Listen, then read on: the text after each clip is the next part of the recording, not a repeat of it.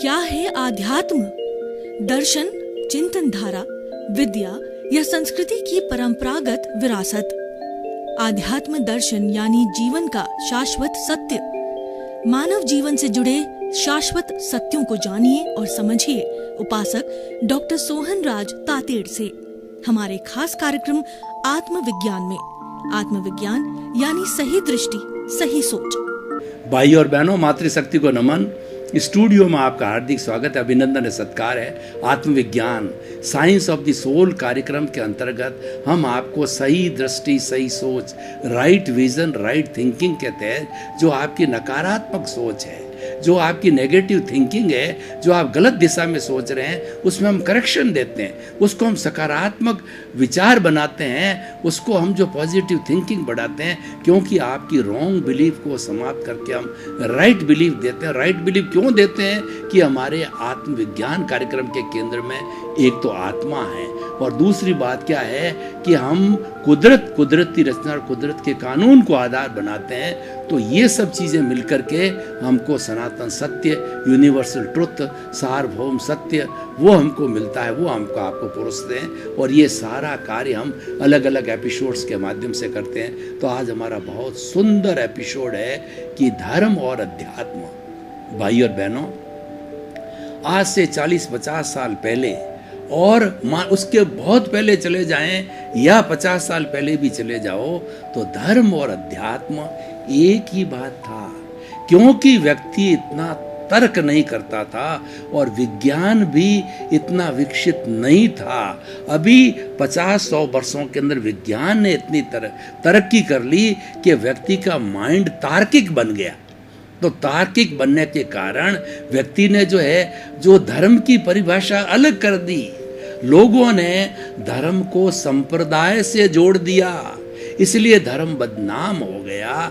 धर्म को अफीम कहा जाने लगा और कहा जाने लगा कि धर्म के नाम पर जो युद्ध हुए, धर्म के नाम पर ब्लड शेड्स हुए और धर्म के नाम पर विषमताएं पैदा की, लेकिन वास्तव में वो धर्म के नाम पर नहीं हुई है। वो हमारी भ्रांति है कि धर्म को हमने संप्रदाय बना दिया।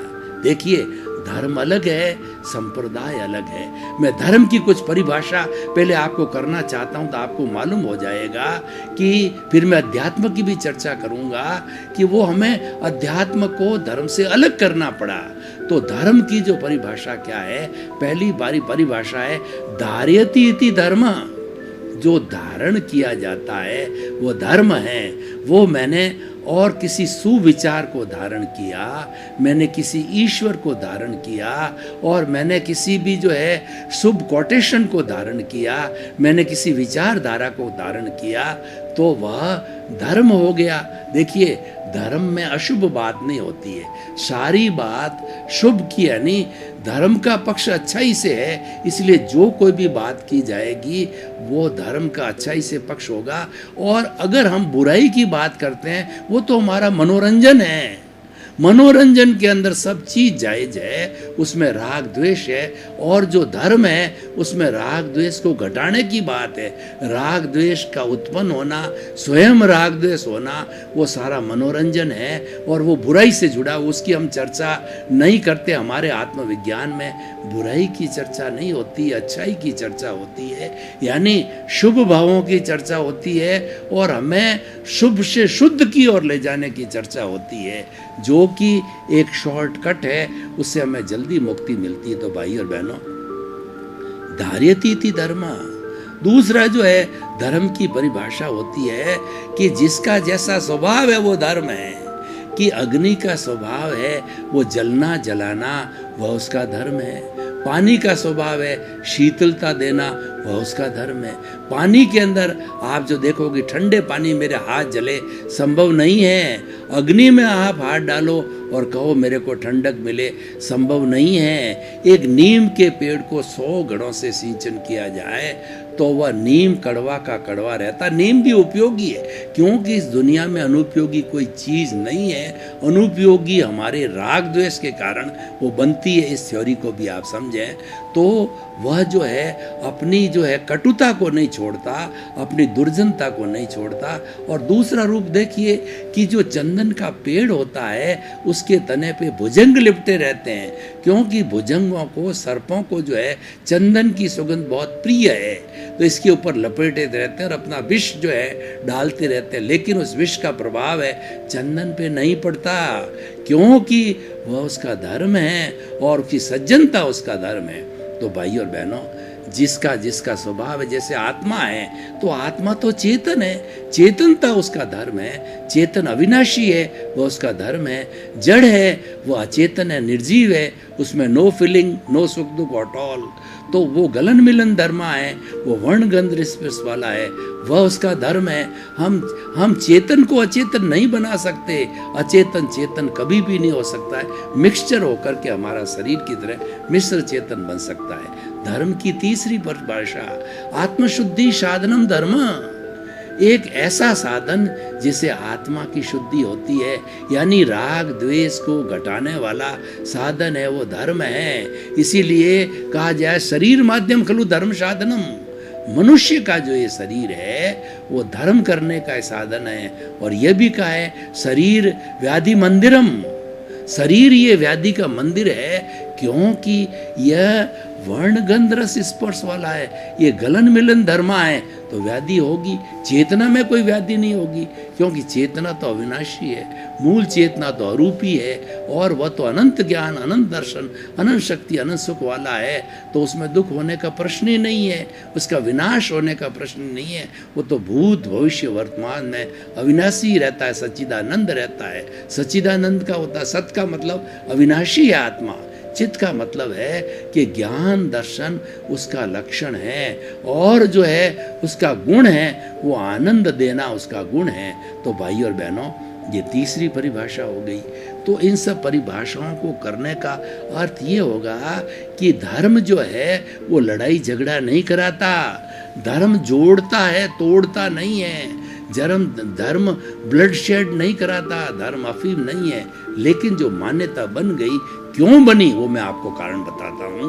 देखिए, बहुत सुंदर उदाहरण है कि ये केला है। अब केले के छिलके बिना भीतर का मीठा गुदा नहीं रह सकता, और गुदे के बिना केला छिलका नहीं होता। एक दूसरे के कॉम्प्लीमेंट्री है, एक दूसरे को मिलकर के केला बनाते हैं। और हम छिलके को फेंकते हैं। क्या हम छिलके को खाते हैं? नहीं खाते। हम तो उसके भीतर का जो मीठा गुदा है वो खाते हैं। तो ये जो साधन है, छिलका अनुपयोगी नहीं है, क्योंकि छिलके बिना तो गुदा रह ही नहीं सकता, वो तो सड़ जाएगा, बनेगा ही नहीं है।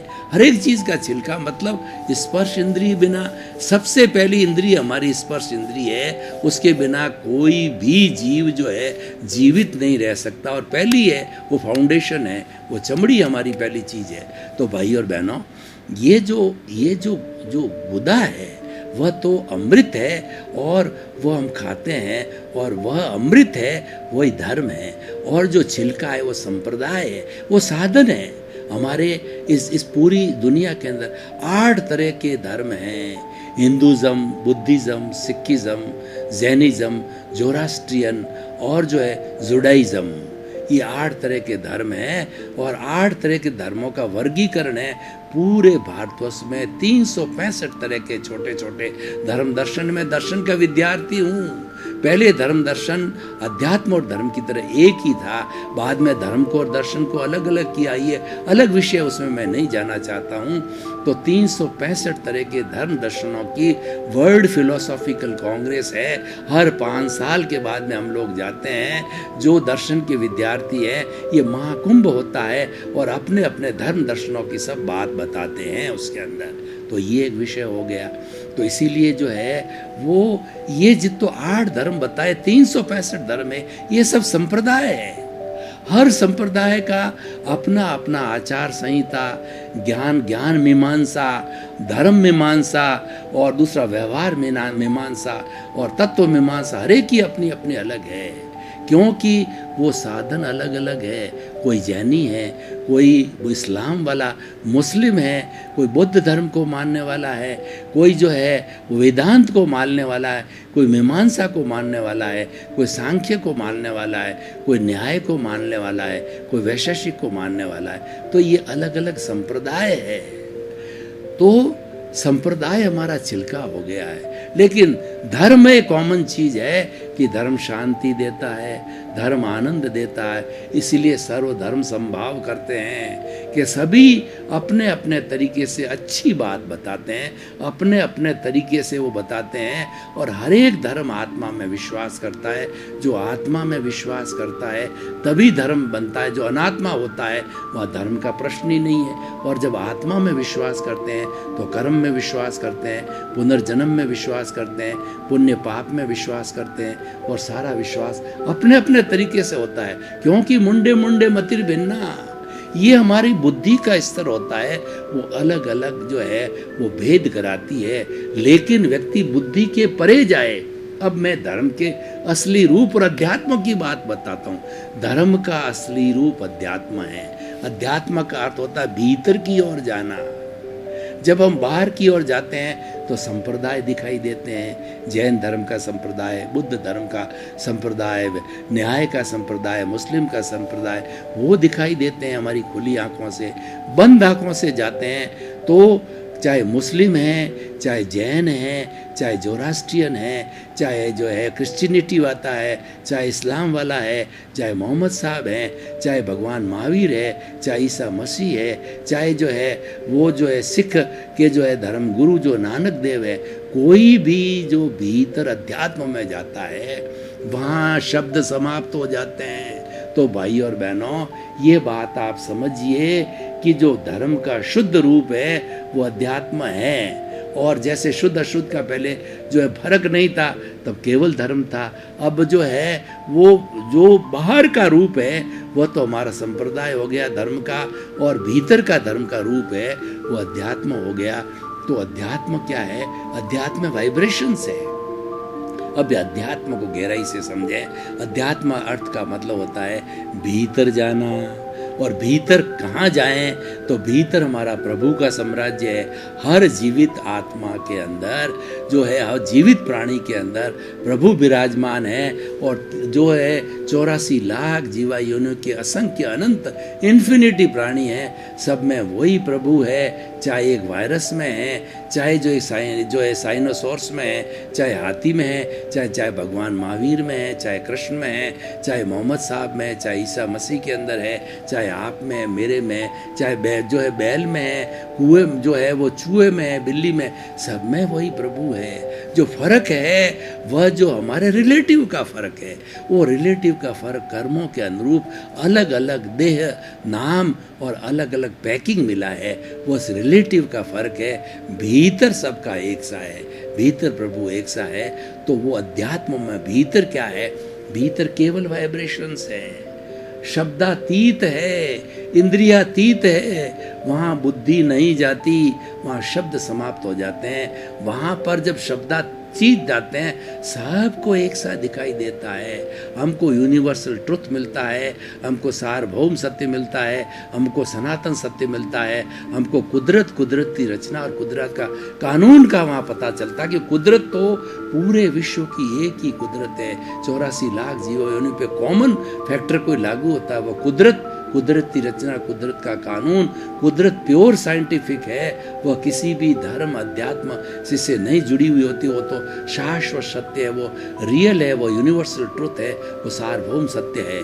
तो वहाँ पे वाइब्रेशंस दिखती है, वहाँ पे रियल ट्रुथ दिखता है, वहाँ सत्य दिखता है, वहाँ सम्यक दर्शन दिखता है। इसीलिए भगवान महावीर, ईसा मसीह, गुरु नानक और जीसस क्राइस्ट और भी जितने भी जैन लोगों के आचार्य हुए हैं, 24 तीर्थंकर हुए हैं, जोरास्ट्रियन के लिए किए और जो है यहूदी लोगों के दिए, सब धर्म वालों ने भीतर गए।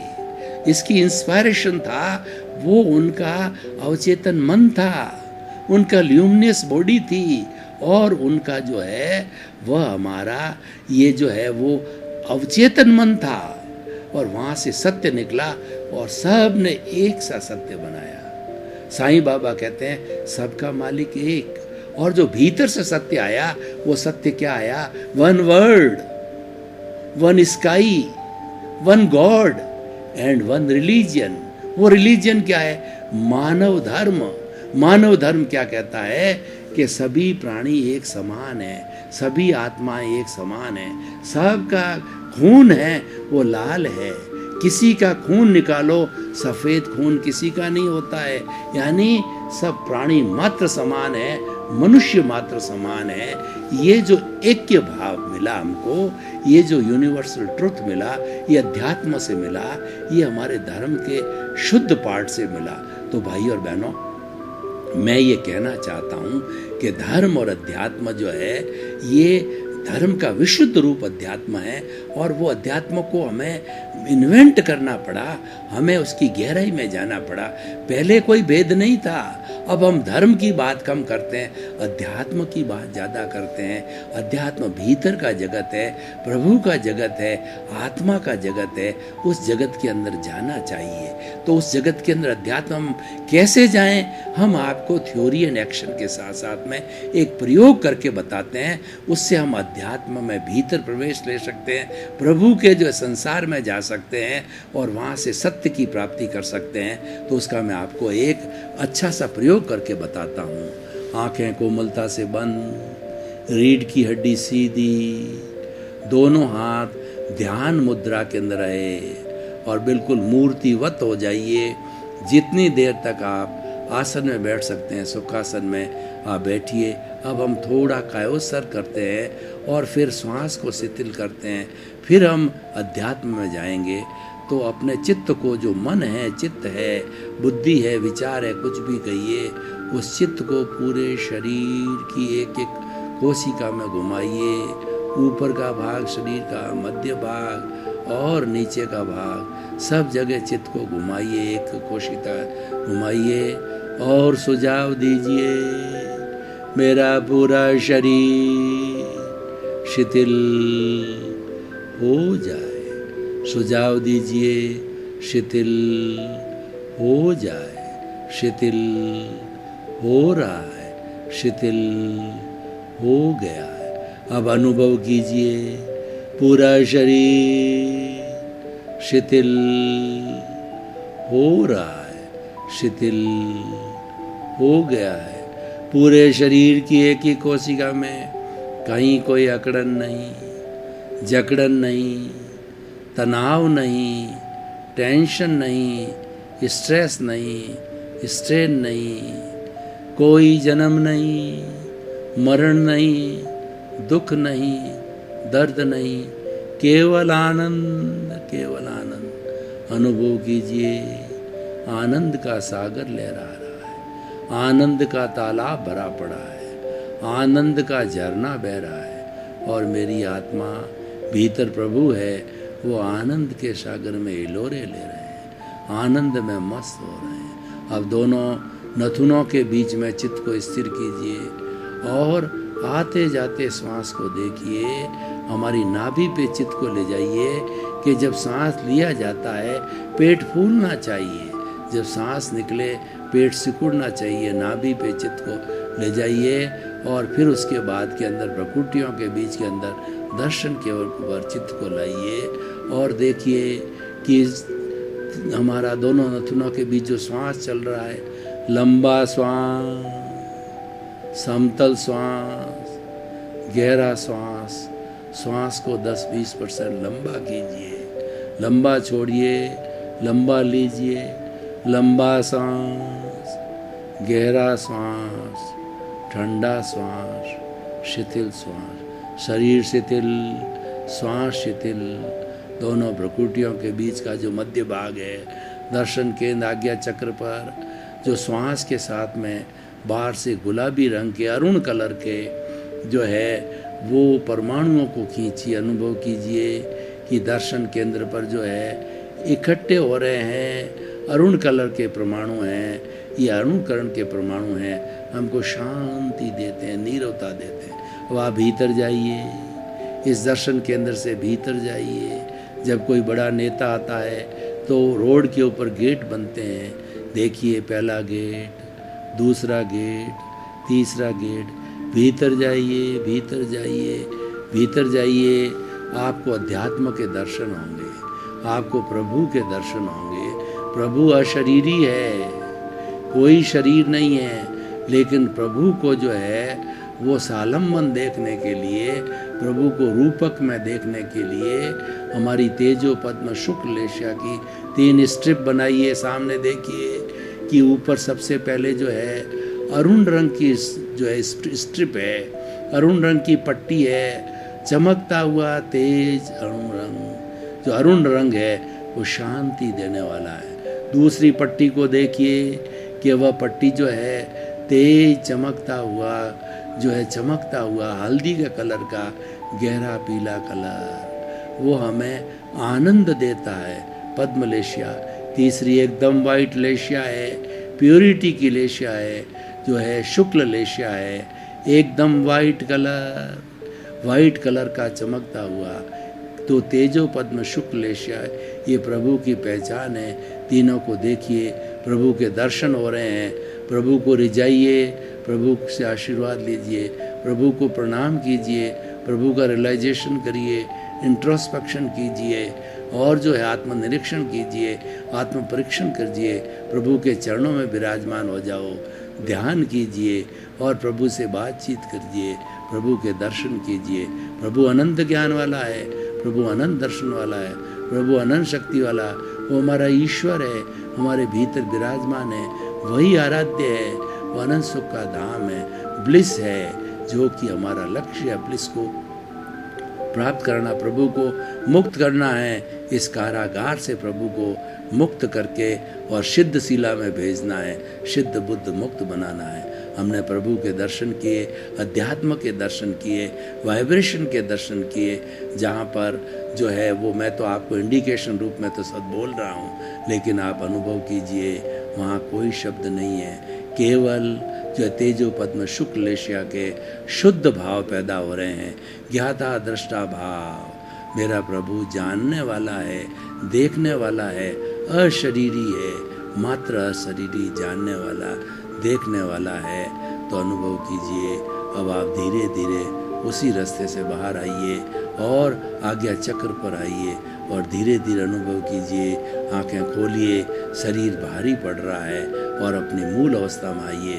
प्रभु के दर्शन हुए, प्रभु ने हमको आशीर्वाद किया, वो सारा आशीर्वाद की एनर्जी है, हथेलियों पे आ गई है। इस हथेलियों को 3 बार अपने सिर पे प्रभु के आशीर्वाद को लीजिए। प्रभु परम प्रतापी है, उसने आपको आशीर्वाद दिया। तो भाई और बहनों, ये हमने अध्यात्म के दर्शन किए। ये अध्यात्म है, भीतर का जगत, प्योर जगत, भीतर का जगत शब्दातीत है, भीतर का जगत है, इंद्रियातीत है, उसके अंदर यूनिवर्सल ट्रुथ है, सार्वभौम सत्य है और कुदरत, कुदरत की रचना, कुदरत का कानून है। उससे हमको सनातन सत्य की प्राप्ति होती है और उसकी प्राप्ति से निष्पत्ति है, हमको ब्लिस मिलता है, सुख मिलता है। तो भाई और बहनों, ये मैंने आपको एक प्रयोग करके भी बताया अध्यात्म और धर्म का, तो इसीलिए हम इसको अच्छी तरह से समझें। संप्रदाय, अध्यात्म, धर्म तीनों अच्छे हैं। अगर संप्रदाय नहीं होगा तो व्यवस्था कैसे बनेगी? क्या पूरे 7.8 की जनसंख्या कभी इकट्ठी हो सकती है? उसका विकेंद्रीकरण करना पड़ेगा, डिसेंट्रलाइजेशन करना पड़ेगा। मानव मात्र एक है, मानव धर्म एक है, मानव जाति एक है, वसुधैव कुटुंबकम, हम सभी एक वासुदेव की संतान है, एक पिता की संतान है और एक माता वसुधा पृथ्वी की संतान है। 7.8 अरब की जनसंख्या एक ही माता पिता की संतान है। भाईचारा से रहें, शांतिपूर्ण अस्तित्व रहें, सब समान दृष्टि से रहें, सबको सुख मिले, सर्वे भवन्तु सुखिनः सर्वे सन्तु निरामया। इस दृष्टि की भावना ये हमें धर्म सिखाता है। उसको डिसेंट्रलाइज करने के लिए ये हमने अलग अलग जो है अपने संप्रदाय बनाए। संप्रदाय बुरे नहीं है, क्योंकि व्यवहार जगत बिना निश्चय जगत नहीं होगा। अगर मेरे शब्द नहीं होते तो मैं आपको भीतर कैसे ले जाता, अध्यात्म में कैसे ले जाता?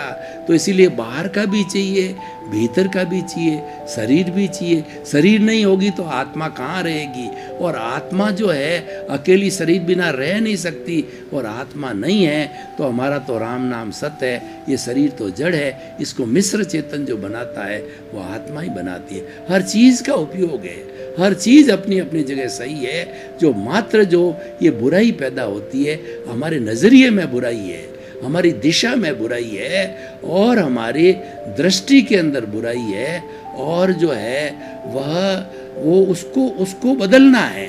वो दृष्टि जो है राग द्वेष की दृष्टि को बदल करके सम दृष्टि में आना है। सम दृष्टि है, तीसरा नेत्र है, वह संभाव है, और वह चेतना से जुड़ा हुआ है।